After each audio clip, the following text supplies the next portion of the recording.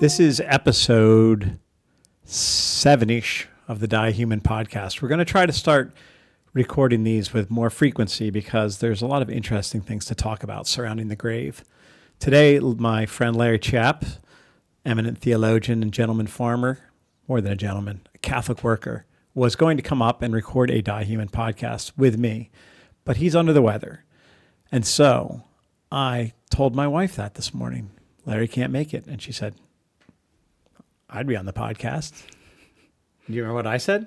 No, I don't remember what you said. I said, I'll need to sit on a phone book because my wife is at least as tall as I am, especially on camera. The camera does that.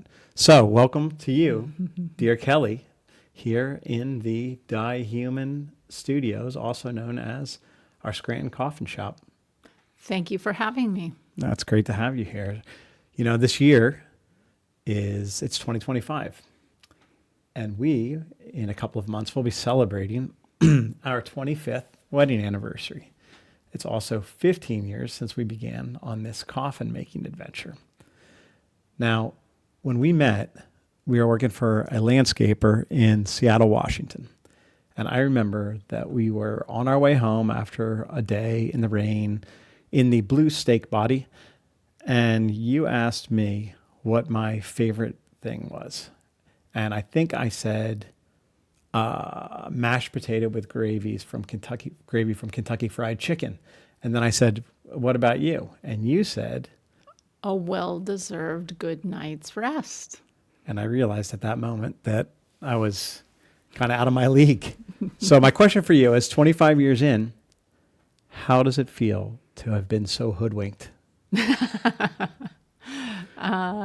That's a loaded question. I don't feel hoodwinked at all. Oh, that's good news. Yes, I had a pretty good idea of who I was marrying 25 years ago. I probably had a better idea of who I was marrying in some ways than I had of who I was going to be myself in the marriage. I'd say the most surprising thing for me in our marriage has been who I've become, not who I married. Well, I loved who I married, and I love who you've become even more. So thanks for being willing to take that journey. A journey that also now has given rise and life to 8 children who are with us here on Terra Firma. And if I'd known, I would have run away. Yes, you didn't even know that I was Catholic when we first became friends. And you said that even that you might have... I might have given you the cold shoulder after that, yeah, if I'd known before I liked you. Yeah. What was it about what you thought was Catholicism when we were first getting to know each other? Like, why would that have been a deal breaker for you?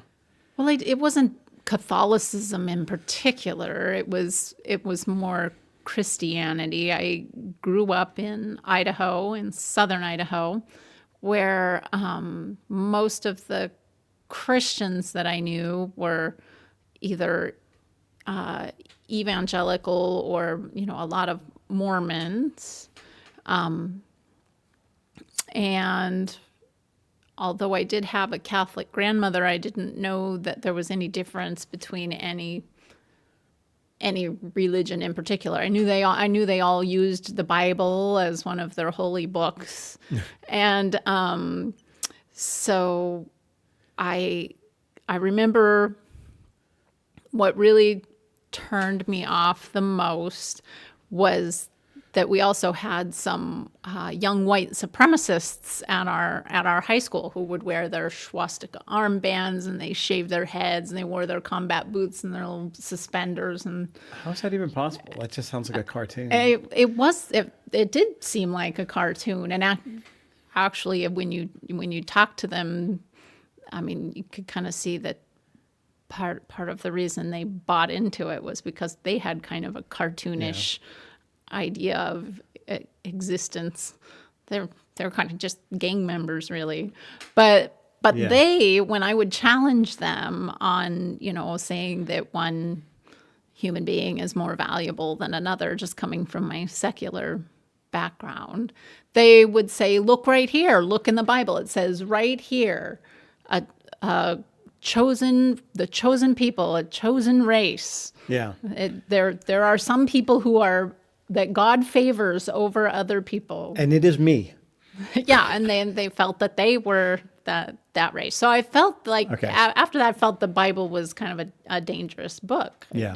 I thought that was pretty ugly. So it's a pretty small sample have size very in a pretty small specific sample place size. with a pretty superficial understanding based on them. Like they misrepresented things pretty badly. And But what was so funny was that being my little sampling of Christianity, I didn't think, oh, I should maybe talk to my grandma about what she thinks. Right. I said, oh, my grandmother's like these people. She must be some sort of a white supremacist, racist, horrible human being because she's aligned with these people. How and crazy is that? never talked to her about it. well, that seems like a story as old as written history, which is the people that will turn against the people even close to us that we love in order to justify because we have some understanding, we'll bypass the obvious path, the right path, which should be to, go to the people that we love and that are closest to us and learn from them and to have our relationship start there. But instead, in this weird tribal nature that we have as human beings, we'll actually take an ideology over blood sometimes. That's wild. I mean, you didn't go to your grandmother. I didn't feel like I needed to go and talk to her about it because everything I saw on TV seemed to support that same narrative. So I figured, just tapped into the truth about who grandma really is. Okay, yeah. So Christianity was pretty well caricatured in the way that you were seeing it. Mm-hmm. So was that still, because you were 25 when we met, were you still coming from that place pretty much? I mean, you'd known some Catholics since then too. Yeah. I known I better. had met some friends in college, some who were evangelicals or whatever, and had invited me to come to their church, and I just go, oh, that's nice. No, thank you. I don't think I'll join you for that. But they were, good-hearted people, good friends. So, I had at least seen that not everybody was a Nazi skinhead who was a follower of Jesus. It's a start. It's a start. Yeah. But I didn't have any idea. I still, even in my mid-20s, hadn't really ever heard of the Protestant Reformation. I hadn't even made the connection really between Christ and Christmas. I knew that Christmas was a Christian holiday, but it was all just about shopping and materialism, and I didn't even know what the word Christ meant. I didn't really know. I knew there was Jesus, but I didn't know what Jesus Christ meant. That I didn't know anything about any Christ. prophecies or anything like that. So I had no context whatsoever for anything that I heard about Christianity. Well, then when we met, my faith was very strong at that point, but my understanding wasn't exactly super deep then. It's not even maybe super deep now, but I had strong convictions, but not necessarily a lot of information. So it's not like we had one conversation and then you said, oh, wow, look at this. Christianity is true and wonderful and makes perfect sense. But you did kind of assent when we got married. Well, even before we got married, I remember. So it's You weird. said you wanted to get married in a church, and I thought that was the most absurd thing I'd ever heard. Where would you have Why wanted would to get married? anyone do that? Where would you have, looking back, where would you have wanted to get married? A field of daisies, of course, in the mountains somewhere. That would be pretty. Yeah. We should still go to a field of daisies in the mountains. Do daisies grow in the mountains? Yes. You're a horticulturist, so Yes, you can they also do. weave some plant science into this conversation. So it's weird because a lot of at that time, 1999, when we met, a lot of my convictions about the rightness of Catholicism. Well, I'd had a deep, very profound conversion experience, but I still didn't have the catechetical understanding of the faith. So a lot of what kept me from straying totally from the Catholic Church were cultural issues. As I was growing up, like the church stood firm on abortion and the sacredness of human life. So even when, friends were doing what they were doing and the temptations of the culture were in high school, what they were, like I would still argue for the faith with no understanding really of the faith, just because I felt like, well, it defended babies. It defended not killing babies. So therefore it's a firm, it's a firm flag in the ground that I need to defend, even if I don't I think know I what it stands argued for. against some people like you while I was in high school. Did you win the arguments? I felt that I won them. Well, so one of those one of those issues that when we were preparing for marriage, you said to me, I just want to ask your reaction to this. You said to me, we need to talk about birth control. And I said, I won't use it. And you were kind of aghast. And you said, why? And I said, because I don't want to hate you. Right. Did you understand what I meant by that when I said that? No, that made no sense whatsoever. Do you understand Except that I could relate to being hated by people in previous relationships. So Yeah. that was a new concept that birth control might have something to do with that. Yeah. So as a man, I loved you and do, and I cherished you, and I wanted that love to last, and I wanted to always see you as a person. And I thought, well, if you become a sterile object of my pleasure, then your humanity is going to, my recognition of your humanity will diminish. It will. And so I remember you thinking, like, I just felt like, well, why can't you just not do that? I mean, if you know that Yeah. you have this predisposition to objectify and mistreat women, then why don't you just knock it off? that predisposition is also known as manhood. And so unfortunately, yes, when something becomes a pleasure, when something becomes, I guess it's just, I don't know that it's just manhood. I think Okay. that women are, Humanity. yes. Okay. So somehow or another, though, you assented to that when we got married. You assented to the Catholic vision of married life. And now, 25 years later, our youngest child is 7. Our oldest is 24. And you said, you've told me many times, well, I shouldn't say you told me many times, but you have, basically, if we look back on that time, we thought maybe you'd have a child. Well, you didn't even think you were going to be able to have children. You were worried when we met that you weren't. Well, you kept talking about wanting to have a family, and I wanted to make sure that you didn't just want to marry me because you wanted a family. Because what if I couldn't have children? Yeah. Well, then we'd then be a you're family. stuck with me We'd be a and family. no kids. Wouldn't that be no fun if what you really wanted was just kids? Yeah, but that said, we're going to go out to dinner tonight without our kids, right? Yeah, much rather go out without the kids. No, we have a great time when we go out, but it is nice. That's something that for 20 years, we almost never did. 15 or 20 years, we would get. Yeah, about 15 years, probably. No dates. We didn't date for 15 years. It's really wonderful dating you again. Well, then 15 years ago, in 2009, it's almost 16 years now, 16 years this year. So we've been married for 25 and we've been dating for about 10 years. Yeah. Including 2 months of which happened before we got married.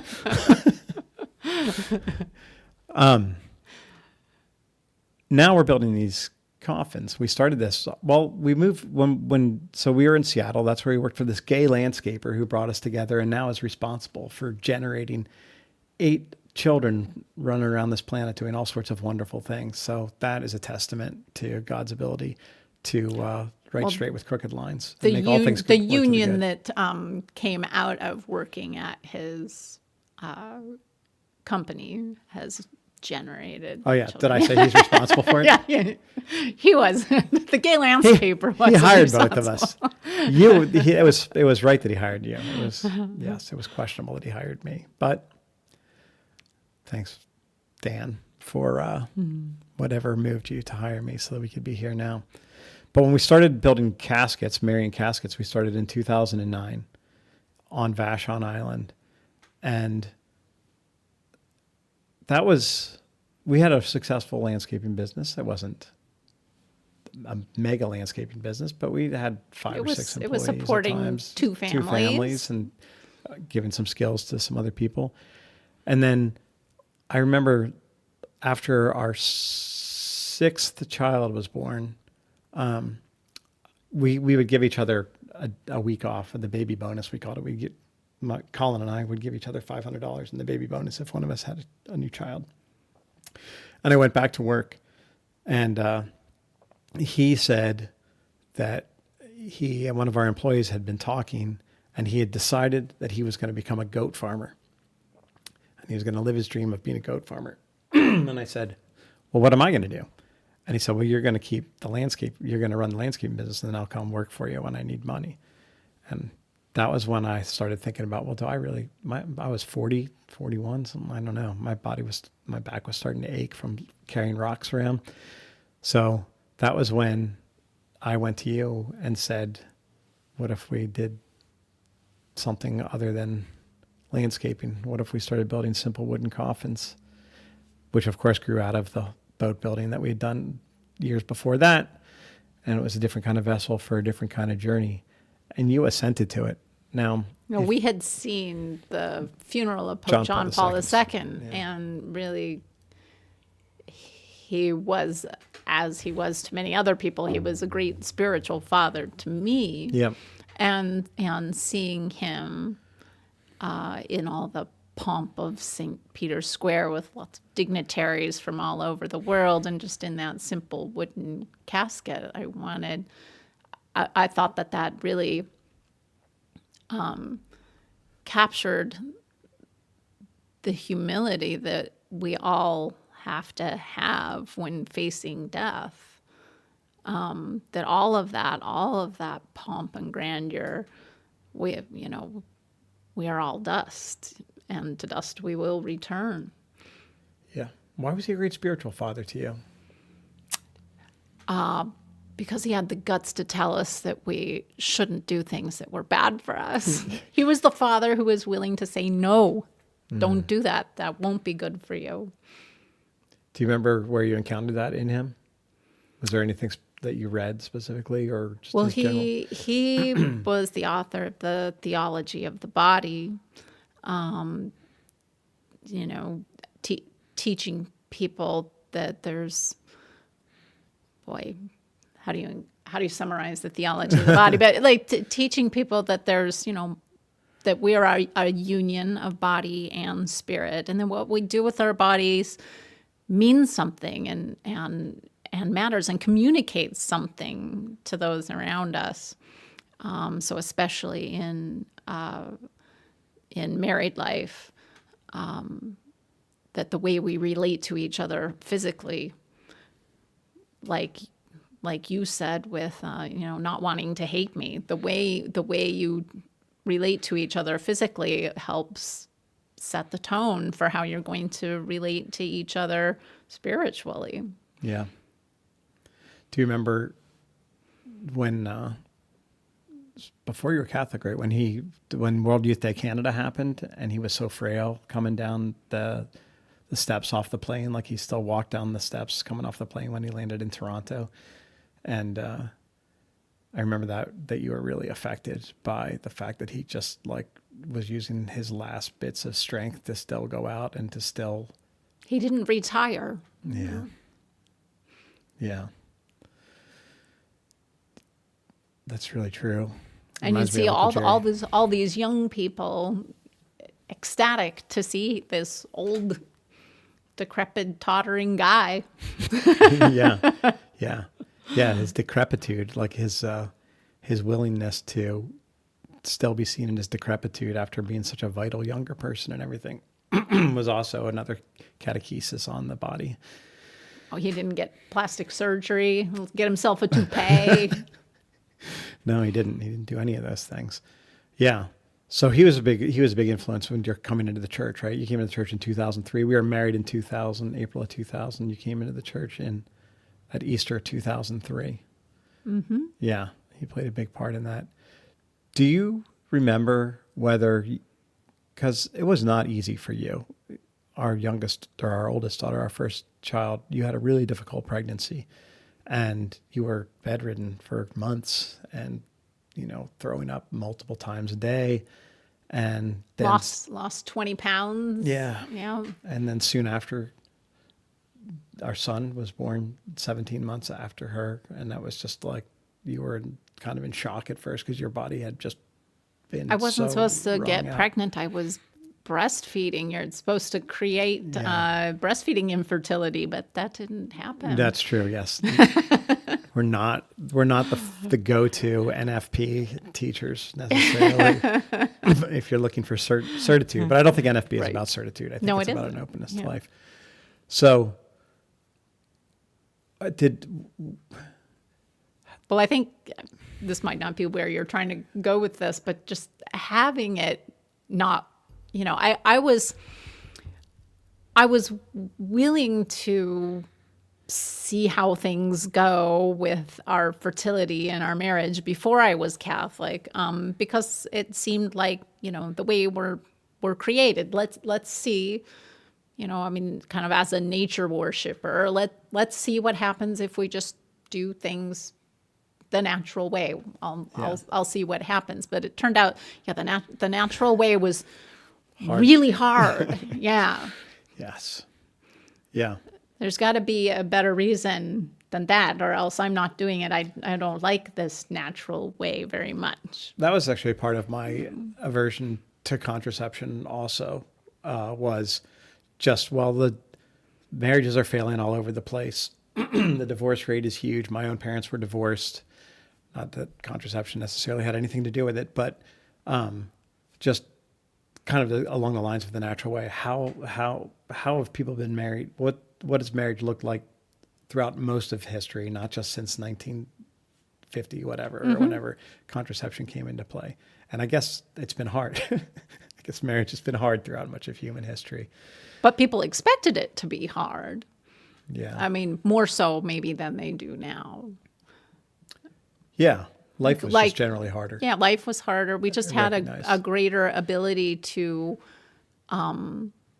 suffer well, to not be looking to blame other people for suffering that we might have to endure, seeing it as a part of life. Like if you are raised in a tradition that says even God's only begotten Son had to be scourged and hung on a cross and die a humiliating death, then all those little sufferings in your own life just are, small in comparison, generally speaking. And you don't get that sense of like, well, why me? Why is this shouldn't happen? This shouldn't be happening to me.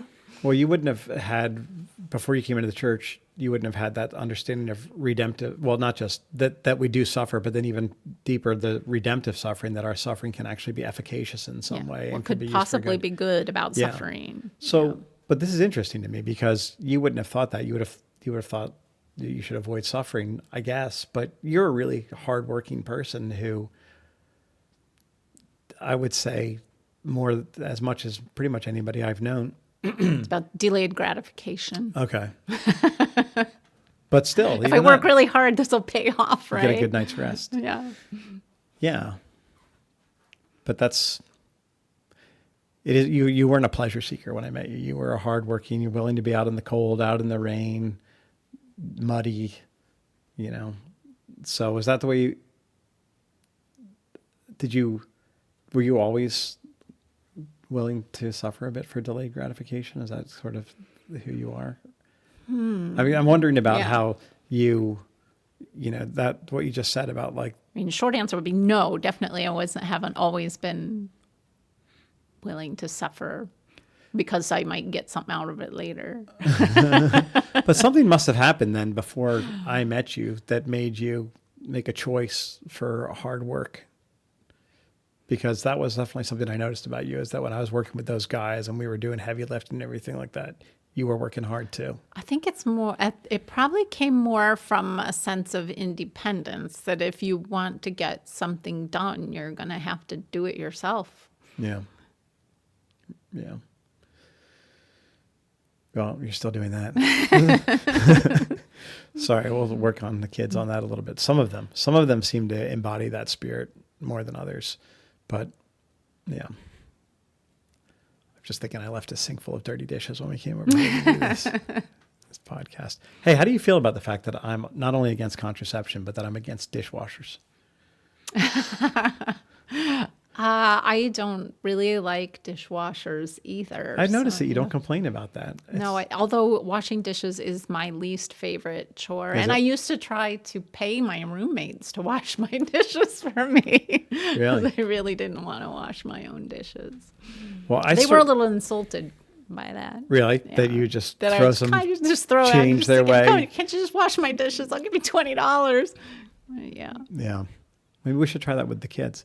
We had one great dishwasher of our children thus far, so we probably should instill that in the others. And he's getting married. He's getting married. Yeah. Yep. So, okay.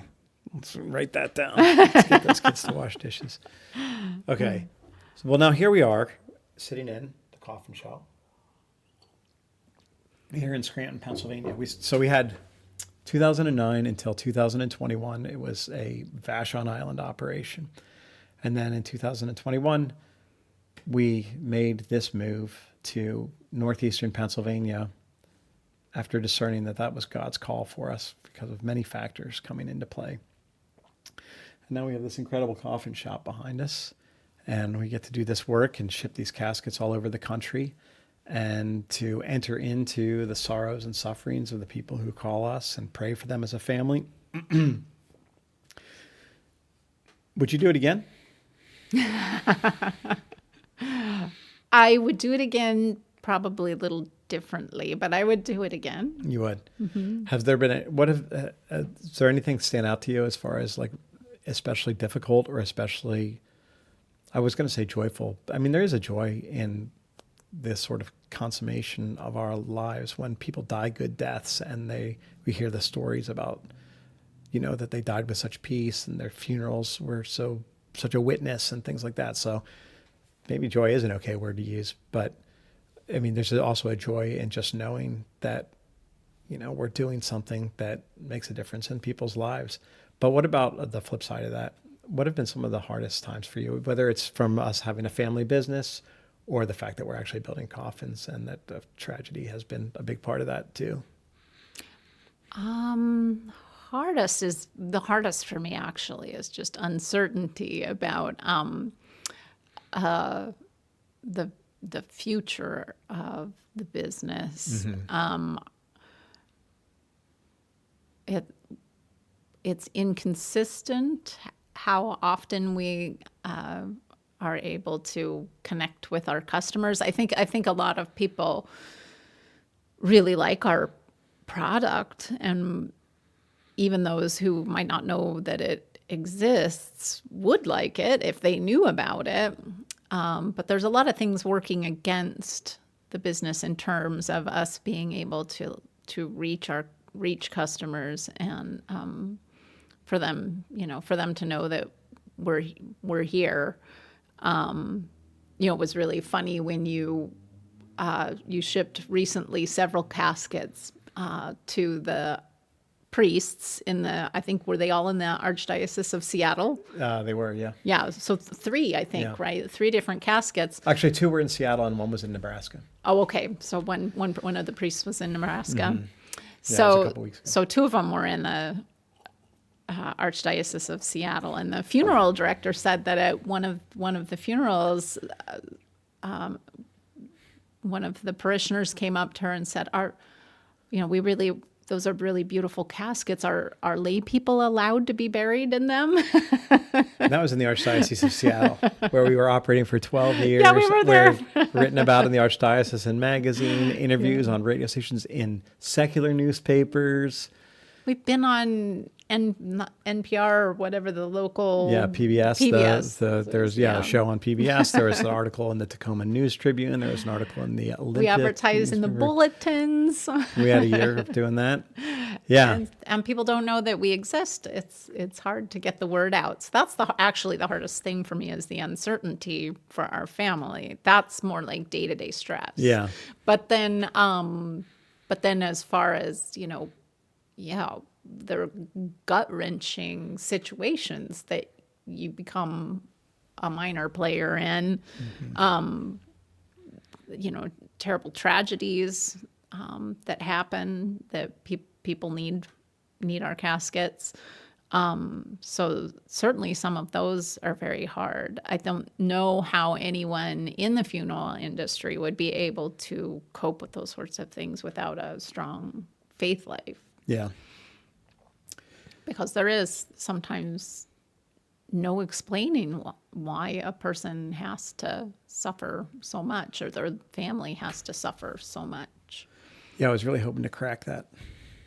Crack that? Yeah, I really thought, if we did this for a year or two, much less 10 or 15, that I'd have the answer. The answer, yes. Still shrouded in mystery. Yes, that's been very hard. Yeah, and even if you find consolation, or even if you hear stories of consolation from families who've lost children, I mean, some of the stories.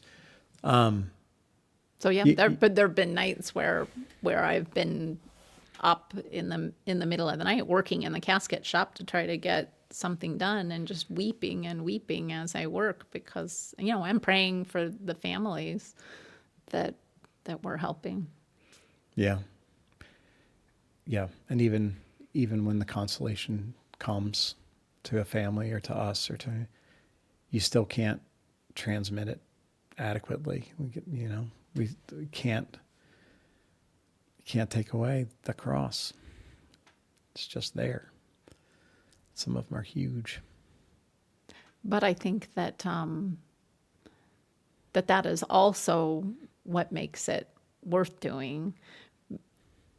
Because even though we might not be able to lift the full burden off of somebody's shoulders, we, like Saint Veronica, still might be able to go up and just dab some of the sweat from someone's brow and say, we know this is a heavy burden that you have, and we're going to help you carry it, whatever small part of it that we can.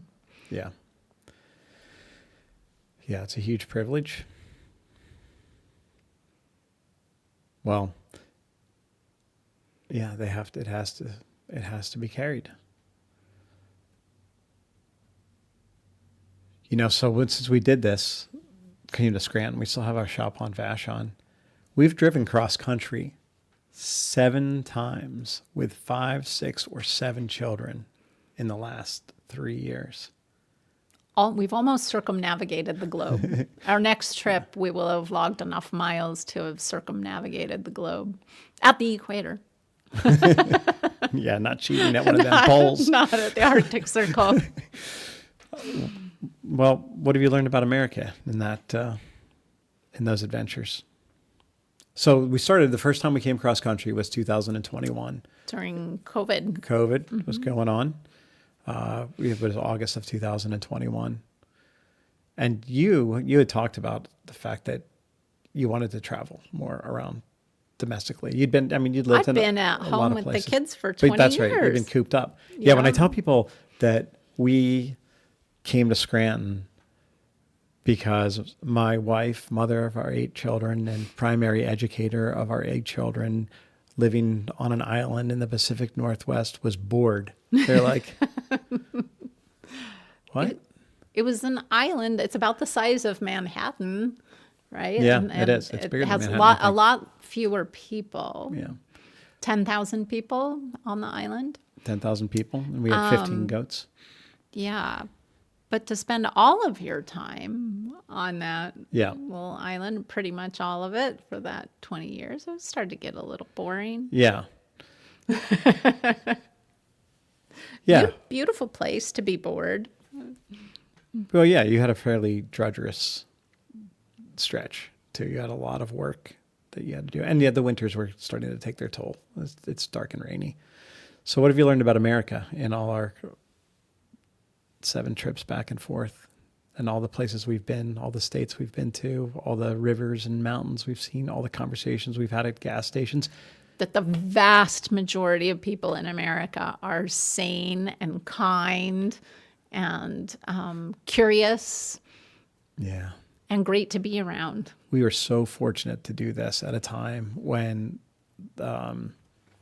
popular media or political forces or whatever were becoming more and more tribal and bifurcated and propagandizing about these people think this and these people think that, and you're going to die if you do this. And then we just went out and it was just like, oh, it's just people.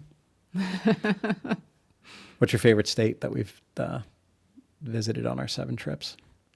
That's a tough one. The first that comes to mind is Montana. I like Montana. Yeah. Yeah. It's a beautiful place. You're an Idaho girl, so Yeah, but feels enough like home. yeah. But also lots of art and culture and In Montana? yeah.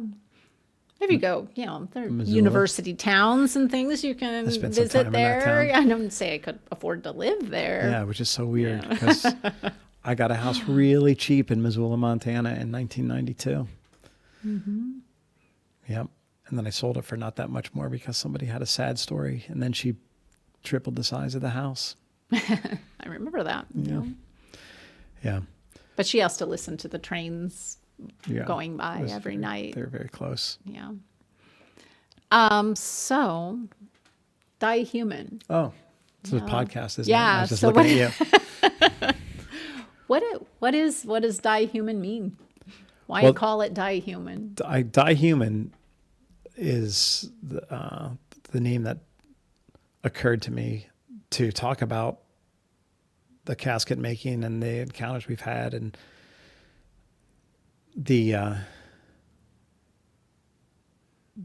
I'd like to talk to other people besides, I mean, don't tell Larry. I love talking to Larry, but I want to talk to other people too, because what Die Human is all about is the fact that I think as in our mechanized technological age, humanity is becoming more and more assaulted.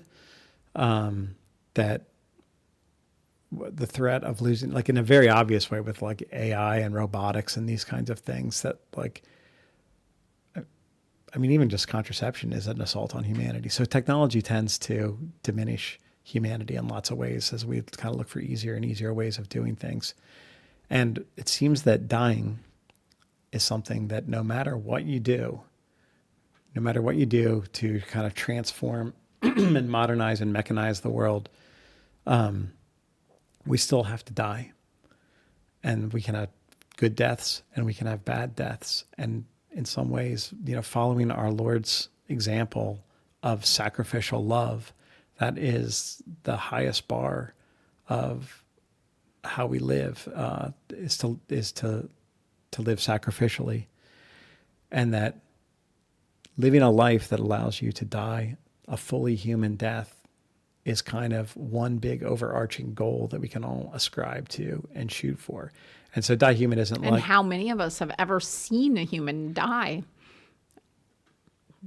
Yeah. Our experience Yeah, of, it's pretty removed. of death is pretty well limited to maybe our pets, Yeah. except maybe not even that, because maybe we just take them to the vet and the vet takes care of them and we just get a little urn of ashes to put on the mantle or something. You told me that when you were a little kid, that's what you thought of when you thought of death. You saw a dead squirrel on the side of the road. So if somebody said they were Yes. dead, you just sort of imagined them on the side of the road.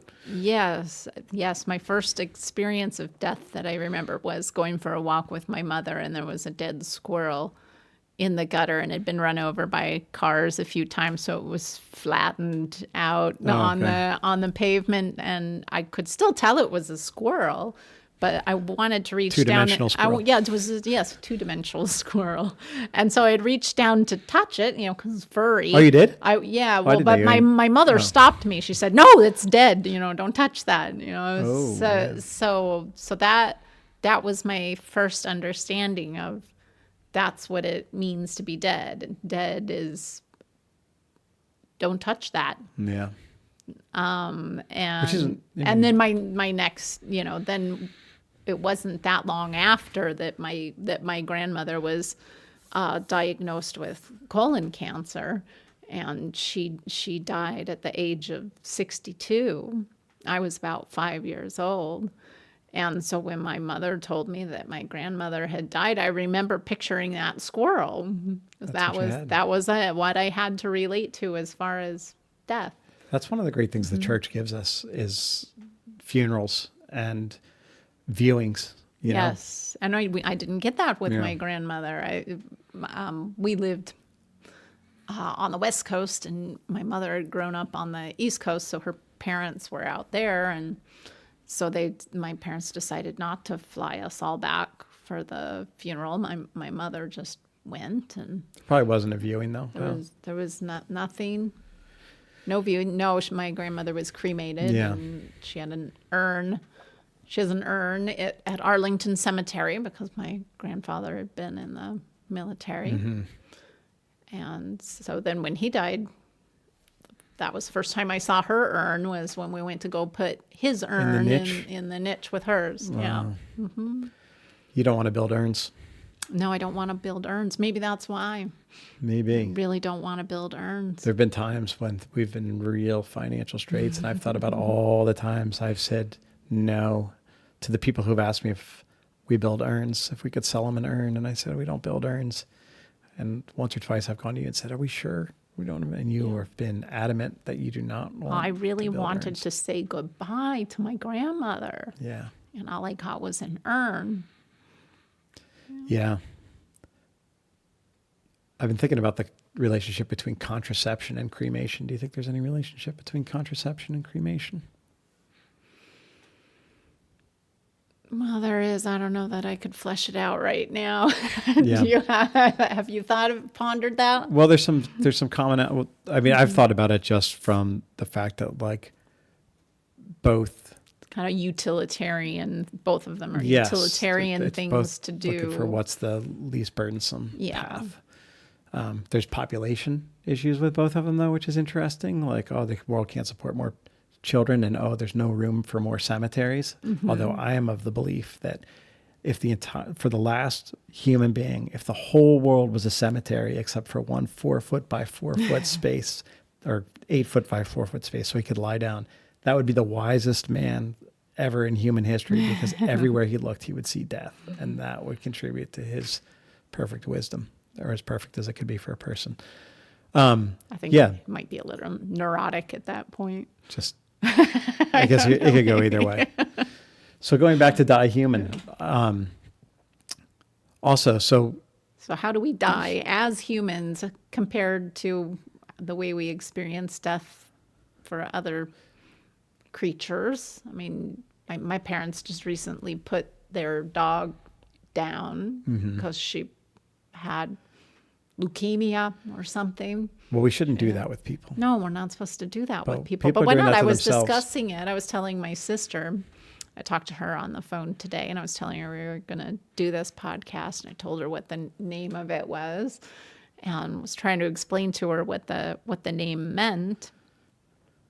And she was saying, yeah, we treat our animals more humanely than we do people who are dying.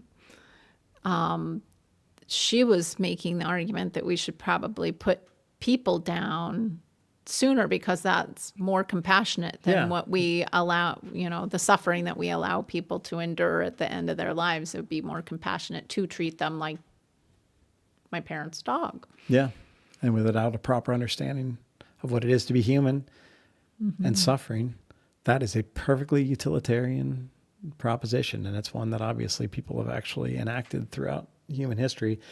And now people are just feeling like a lot of people are just, increasing numbers of people are feeling like that's the responsible thing to do to themselves. That we haven't gotten to the point where we're saying that openly in our society, that we ought to do that to people who are suffering against their will or something like that. Like, animals can't really defend themselves. So to say like what's the difference between the way we die and the way animals die. Well, we have foresight. We know we're going to die.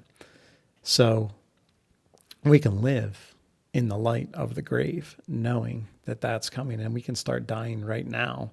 We can basically put death down on the final payment every day by living lives of sacrificial love and giving it away ahead of time instead of just having this big pile of pain and regret at the end of our lives.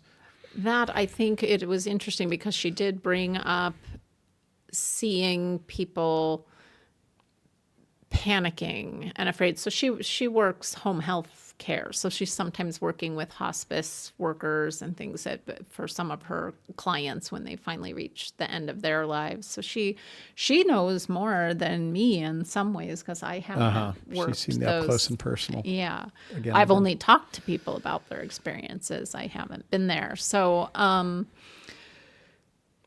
she was talking about just how agitated and angry and fearful people are when they're suffering at the end of their lives. And I was saying, yes, that with an animal like a dog, the dog cannot understand why it's suffering. But with a human, there's you can learn throughout your life, like you're saying, how to suffer well. That could make all of the difference at the end of your life. The way you've lived your life, how you view your own suffering. So if you've been fighting it or trying to escape from it or distract yourself away from it, you're basically not doing the exercises along the way that allow you for the great contest at the end. You haven't prepared yourself for this inevitable event. And it can make things very difficult for the people around you who are trying to help you through. So if we can learn to suffer well, that can be a great gift at the end of our lives to the people around us who love us. And obviously not everybody has mental faculties at the end of life or whatever. I'm not condemning anyone who doesn't suffer well. But the way you live your life, certainly we've seen that with the people we've served, that the way you've lived your life makes all the difference how you view the end of your life. So do you think that's something, I guess it depends on the individual, but do you think that's something that we need to be constantly reminded of? What practices, what do you do when you're in the midst of, you've done a lot of suffering for us, thank you. What do you do when the burden is too heavy, like it so often is with all the kiddos and all the ingratitude sometimes? We have wonderful children. I fantasize about withdrawing all of my money out of my bank account and getting into my car and driving to Mexico. That's what I do. No, but Maybe then you should make a meditation app. I do think those things. But then in light of the long term and in light of eternity, that would be so incredibly foolish a thing to do. And so much of the suffering in the world is caused by people doing things just like that. Yeah, to escape. Yeah, just piling it up. Yeah, trying not paying to escape. What needs to be paid. Yeah, refusing to do what they really need to do and causing a great deal of suffering for others because they're not carrying their own burdens. Yeah, and we are. And so, yeah, we should. So when we're not we're not supposed to do what other people do to us. We're supposed to do what we want people to do to us. Yeah. That's why I always say to my children when they're like, well, she did this to me, so I did that to her. Well, but did you like it when she did that to you? Then don't do it. You're a wonderful example. So I would not. Yeah, I don't move to Mexico because thank goodness my parents didn't do that to me. But I did have friends whose parents did do Yeah. things like that, and it's been a tremendous burden for them in their lives. So that's also what I try to tell people who are talking to me, which happens somewhat regularly, where people are talking to me about what they would do at the end of their lives and saying that they want to end their own lives before they become a burden to other people, is that you're not making yourself less of a burden to other people by doing that. You're actually increasing the burden to other people when you do that. I've seen enough of the fallout of what happens when people make that decision. They end their own lives, they're gone. But the people they leave behind are racked with guilt forever after that. The same way they would be with any, I mean, we build caskets for people whose children have ended their own lives. They weren't terminally ill. They just were distraught for one reason or another, and they end their lives. It has the exact same effect on people, whether you're 19 years old or you're 99 years old when you end your life prematurely. It might be saving you some suffering, but suffering well for the sake of others can be a great gift that you can give Yeah. to others. And there's those studies where they've interviewed people who've tried to commit suicide, like jumped off bridges. I think that's what I'm thinking of. And they've survived. And they've been like, I was 1 second off that bridge and I was just like, what have I done? Yes. So just because someone has ended their life doesn't mean that That's really what they wanted. that was really what they were all about. Yeah. Yeah. So we want people to die humane. We have a warped idea of what humane means now. It's not The Humane Society. That's the society that euthanizes your animals. Yeah. That's not humane. Yeah. It is humane to want to relieve suffering, but that is not the way to do it. Yeah. When you're talking, just mentioning the feeling like you're easing other people's burdens, but you're not. You're actually adding to their burden. It's kind of a double negative, because the one is that you've just left them now with guilt and confusion, and the other, and then you've also not given them the chance in community to love you and to get stronger in their love for you by serving you in your need. And to come face to face with their own mortality. So much of it. God has set it up so perfectly for us to have what we need when it comes to preparation for, our leaving this earthly pilgrimage and our meeting him and our call to communion with each other. Like this is a school of love, and we're just dropping out when we do that, really. Dropping out, or I guess you're not dropping out necessarily if you commit suicide. In some ways, you're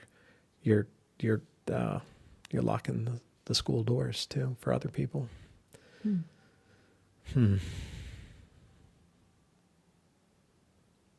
But people are able to overcome all sorts of difficult situations, and God's grace is in there no matter which way someone dies. Yeah. Yeah. Sometimes we maybe have to unclog the pathways of grace more than we are. But I mean, sacrificial love is a great way to do that. Yeah. So dying human is dying every day and facing reality. That's the ultimate reality we all have to face. Sacrificial love. Well, thank you, because you are the example of sacrificial love par excellence in my life and in our children's lives. So thanks for everything you've given to us, and thanks for being with me on this coffin making adventure. You're welcome. Can we do it again? I'd like to talk to you more. You're actually a very smart and interesting person. If I don't go to Mexico. All right. Let's get dinner. All right. So let every man also